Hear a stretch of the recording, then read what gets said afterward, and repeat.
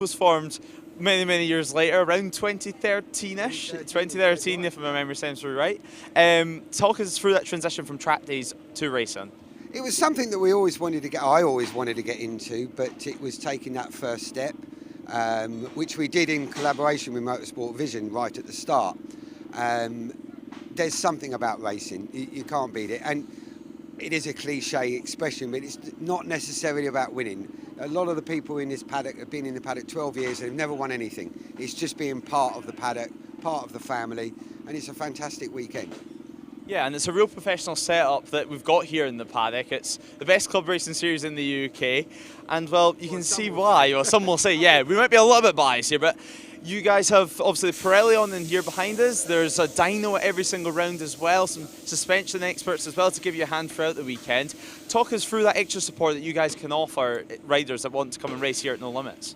Pretty much whatever we can do for you. I mean, we've had a tie-up with Pirelli right from the start. You can't buy a Pirelli cheaper out there than what we can do it for you. They have special deals on Metzlers as well, etc. So we're trying to keep the cost down. In fact, a lot of our tyre prices have gone down this year rather than up. And that's thanks to Pirelli as well, because we're trying to keep it affordable for people. But we have full suspension setup advice. You've got 100% suspension over there. They attend every round. So we're trying to make as much value for money as we can, because we do get that it's expensive. I mean, saying that, the endurance, we are the only club that does a full endurance series, and that's pretty good value for money. When you look at the cost per hour of racing, endurance is great. Plus, it's not quite so frantic as sprint racing. So if you want to dip your toe in racing, endurance is a good way to start. Get a couple of your mates together, form a team, and that's good fun. And obviously, starting in 2013, there's been a lot that's changed in the paddock, with motorcycles, with tyres. What's been the biggest standout point for you in these last 13 years or so in the paddock that's changed? The biggest thing that's changed? Not to put you on the spot or anything. Yeah, I'm trying to think of what I think has changed.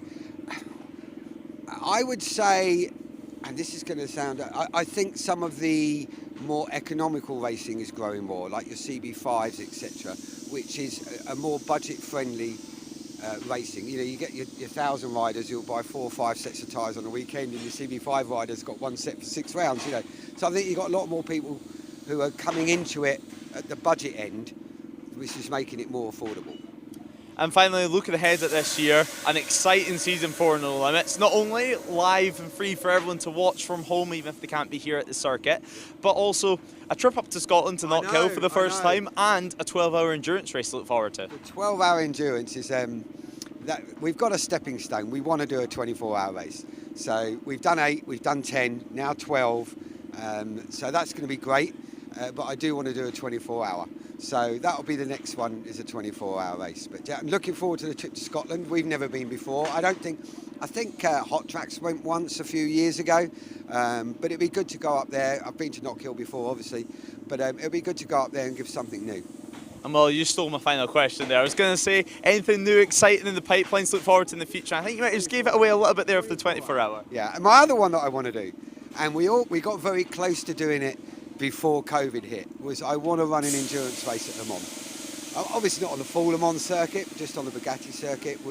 And we were speaking to Le Mans about that before COVID, got all the way down the line, and then of course we had 2 or 3 years of chaos. That's another thing on my bucket list, is a 24-hour race, which we're well down the road with, and a race around Le Mans. So watch those space over the next couple of years. That'll be the ones we want to do. Yeah, I think that would be one that everyone would want to be a part of. But thank you so much for speaking to us, and well, just enjoy the weekend, because I'm sure you're loving to be back here in the paddock. Always, always. Thank you. Thank you. Well, there you go. You heard it here from Martini. An exciting season up ahead for No Limits, and an exciting future. A 24-hour race potentially on the cards, and a trip to Le Mans. Who knows? What we do know, though, is that racing here at Snetterton is truly underway. So let's continue on with our weekend of action.